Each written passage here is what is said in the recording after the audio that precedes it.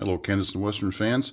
Today we're going to follow along as I try to build this first maintenance of way kit, the Nordco Tie Spacer from Custom Finishing Models.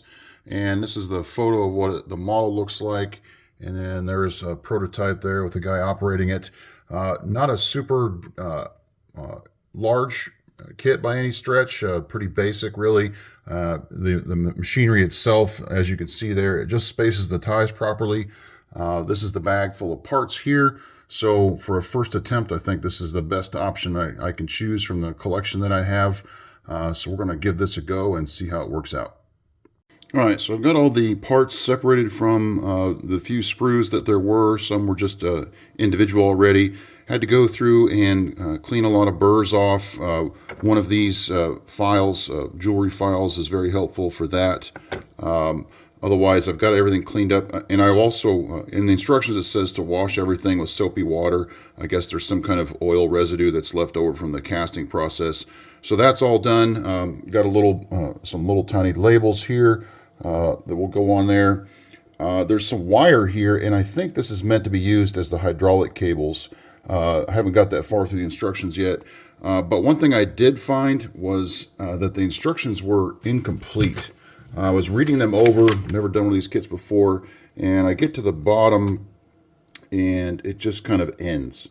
So I emailed the company and did get a response. I think by end of day they're going to mail me the rest of the instructions or a whole new set, I'm not sure, but going to be waiting on those. And one other thing to note is before you do one of these kits, and this is probably one of the smaller ones that they have, you're going to need to get a jeweler's set of pin vise bits. And this one calls for 6, and that number 78 is really small. So because you have to pre-drill a lot of the holes for all these things. Now you can kind of see on the parts, let's see if I can find an example here. Yeah, there's one right there. You can kind of see on the parts that dark hole there in the middle of that frame. That's kind of a pre-drill mark, so it shows you where to pre-drill holes.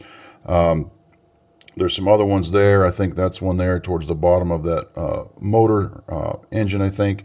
So there are some, it gives you a guide as to where to drill holes, but you definitely need to have a collection of these pin vise bits, which I do not have.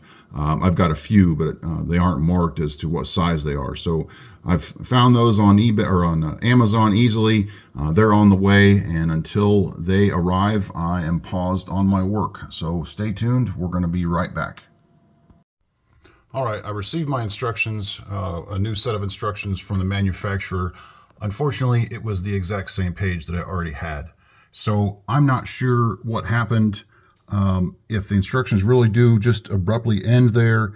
I haven't totally read through all of this to find out at what point, this final sentence ends in regard to the assembly instructions.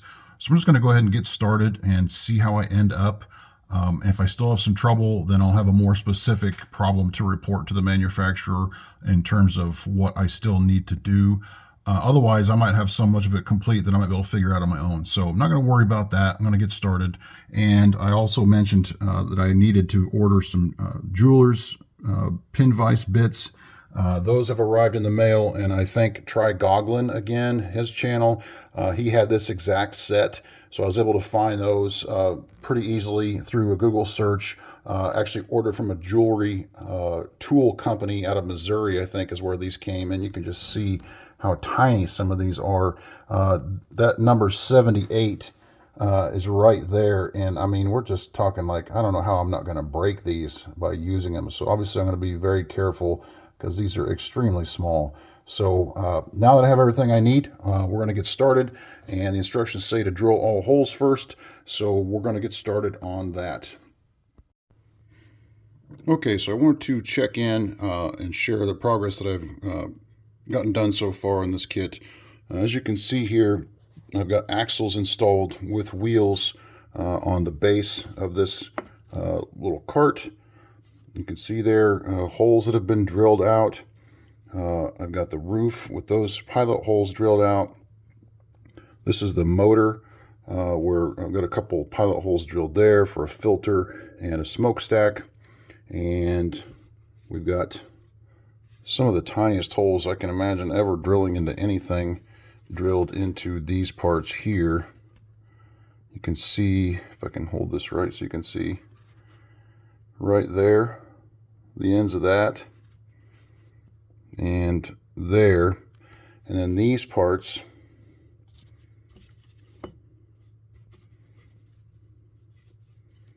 connect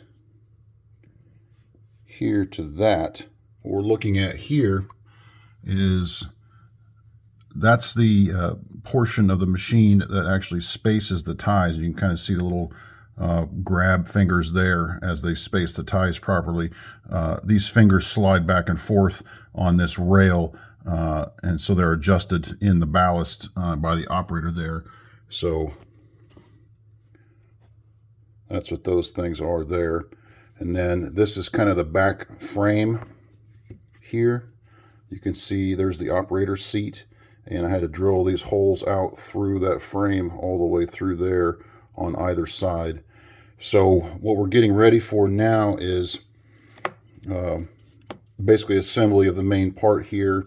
We're going to be putting, this is the fuel tank. That's going to go on the part of the frame there.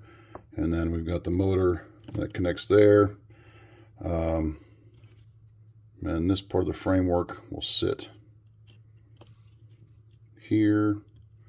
If I can make it do it for just a quick minute here. Sit like that. And then the roof will sit over top. Now, one issue, and oh yeah, we have the control stand. That's that there. You can see there's 4 pilot holes.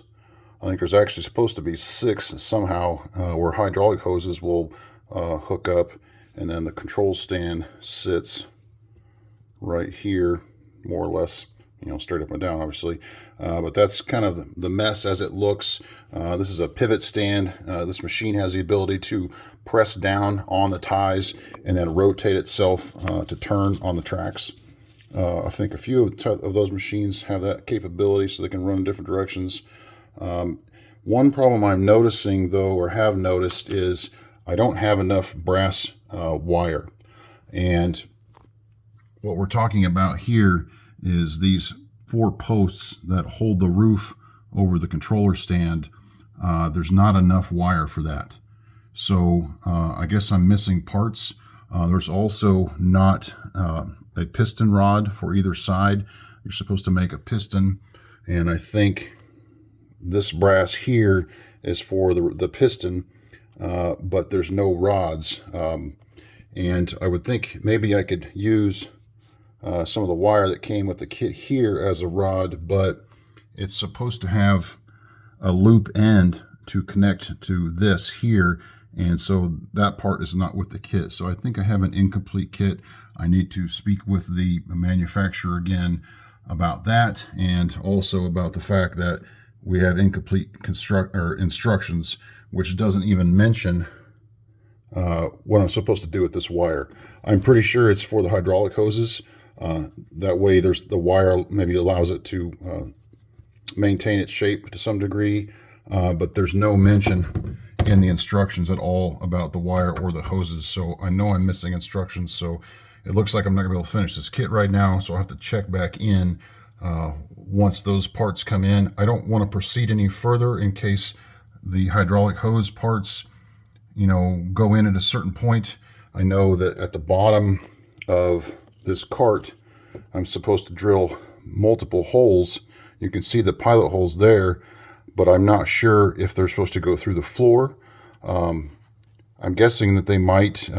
They're supposed to probably wrap around the sides, because that's where these things go, and that's how they're controlled hydraulically, but the instructions don't really mention any of that. So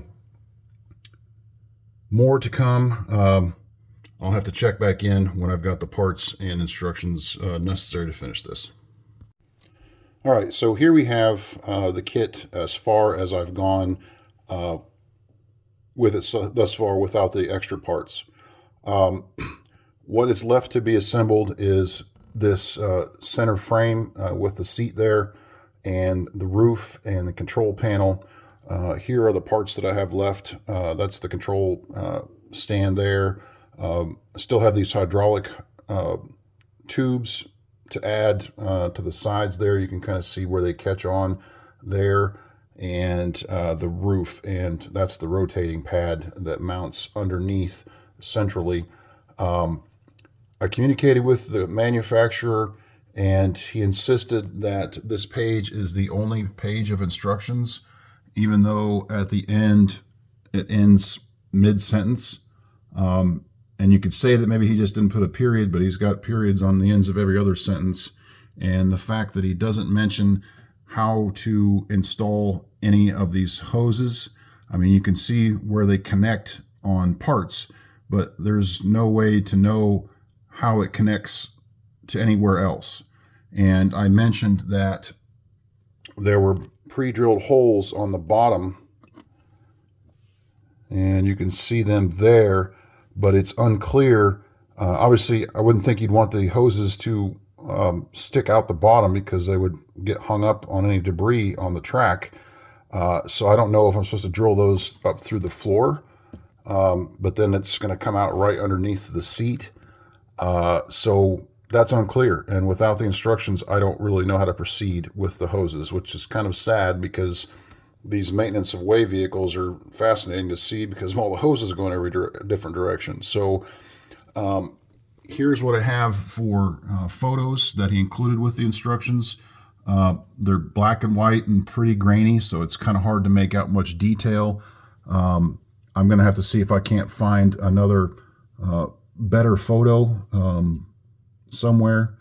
But I don't have the control rods, so I think I'm just going to have to install the hydraulic cylinders and just glue those in place so it looks right. I didn't have enough brass rod to finish installing the roof. Fortunately, my local hobby town had a really good supply of this K&S Precision Metals brass rod. The closest I could find was 0.032 inches, and what I needed was, let's see, 0.03 right there, brass rod. So I think 1/1000th of an inch is close enough. So I should be able to get the roof put on, the control stand put on. We'll see what I can do, those little tiny control levers. And we'll get this added because there is a mounting hole underneath for that, and get these hydraulic cylinders. So I'm going to go ahead and do that and then check back in with you. Okay, so assembly is complete. I was not able to get all of the little control arms added there. You can see I only have 2 of them. It was just impossible to add any more. You just need like tiny pliers or something. I don't know. I would have to see somebody else do that to be able to manage that. So I just put 2 on there. But otherwise, I managed to get the hydraulic cylinders added. I've got the kind of the grabbing devices here on the side elevated for their travel position, just because it was easier to have this sit in different locations, I guess, without those interfering with the track. And it's more likely that I'd have this riding around on a flat car or sitting on a spur somewhere than actually trying to look like it's working. So that's how I decided to do that. I do plan to try to mess around with adding hydraulic hoses. There are enough details on this photo that I can sort of try to make them look like they belong in different places. I don't know. But right now I need to prime this thing and then get it painted yellow before I add those hoses, since we want to keep those black. So that's the next step.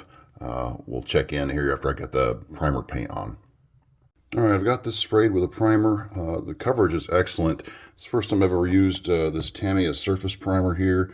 I think I will definitely try to use it in the future for things that have a history of being difficult to paint. But I'm very happy. It seems to have brought out some of the details. So the next thing I'm going to do is shoot it with this Tamiya yellow. As I don't think it's anything fancy. It's just yellow. Since this thing is going to be semi-incomplete, and I'm not sure how the hydraulic hoses are going to work after I add those, this is probably going to end up being a retired piece of equipment. So it's probably going to be heavily weathered. Just thinking out loud of ideas. I'm not sure yet, but we're going to go ahead and hit it with the yellow and see how that looks. All right, so I've got the yellow on. I decided to go ahead and paint some details. Just some black for the seat there, the handles, filter, pipe, grief, I can't think. Exhaust pipe, there you go. And the wheels down here below, you can see. For my first experience, it wasn't horrible. It would have been helpful if, as far as I'm concerned, the instructions were complete. What I'm guessing is they've never been complete, and I'm not trying to badmouth anybody, and it could be that I'm just not understanding the instructions. I'm not the smartest person in the world and never claimed to be, but I'm not even going to attempt to do the hydraulic hoses for this thing because I just don't know how to do them. Maybe if someone else has done this kit, this tie spacer kit, has some advice, I'm more than willing to learn and listen from others. But as far as the rest of the kit goes, I'm very happy with the detail. It's not perfect, but it does look pretty good as far as I'm concerned for a first attempt. So I will keep it on the layout. It may not hit the scrap heap in Evraz just yet. I do need to go back and probably add some more coats of paint to the wheels to make sure that they don't make an electrical connection across the rails there. So we'll have to test that out and see if that causes a short. But otherwise, this is my first experience with custom finishing models. I have about a dozen more kits to do, and I'll work on those as I can. But I am glad I started with the smallest one so I could gain some valuable experience, especially in terms of tools needed and just how these things go together. So hopefully my next experience will be better, and hang on, and I will do some more of these as I work on these kits. So if you guys have any advice or comments, definitely feel free to leave those. But I guess that's it for now for this tie spacer kit. Thanks for watching.